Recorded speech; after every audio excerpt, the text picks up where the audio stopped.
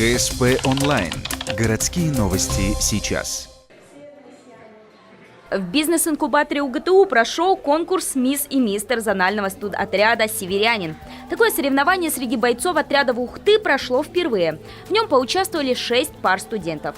Правда, организаторы решили отойти от общепринятых канонов таких конкурсов красоты и талантов и сделали ставку на оригинальность и юмор. Темой выбрали супергероев. Конечно, а как еще можно назвать бойцов, у которых море энергии и креативности? В жюри ребята посадили свое начальство.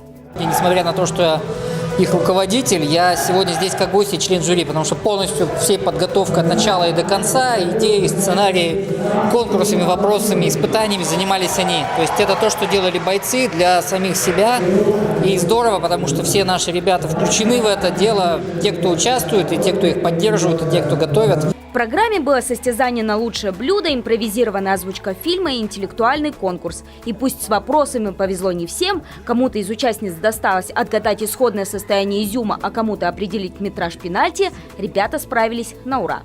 Итогом была презентация визитки, в которой нужно было предоставить видео и подготовленный творческий номер.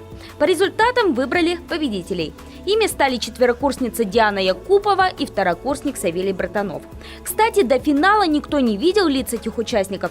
Такие уж ребята выбрали костюмы. Моего героя зовут Роршах, он из киновселенной DC. Особо сильно я не буду говорить, потому что я не знаю. А моя напарница, так скажем, это мисс Дэдпул, она из киновселенной Марвел. Такой вот синтез героев, которые на экране никогда не встретятся. Ну и, конечно же, творческое начало ребят помогли им выиграть 2 короны на один строительный отряд. Сами победители отмечают, предложение об участии приняли с энтузиазмом. Первое – это, конечно, творческое проявление студентов и бойцов.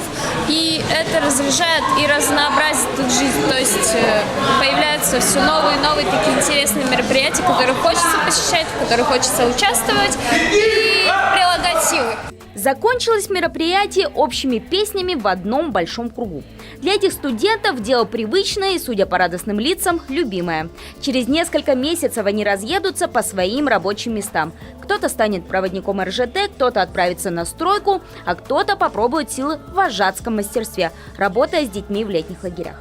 Правда, до этого командирам отрядов еще предстоит обучение. В апреле в Ухте пройдет специальная 3-дневная общереспубликанская школа комсостава.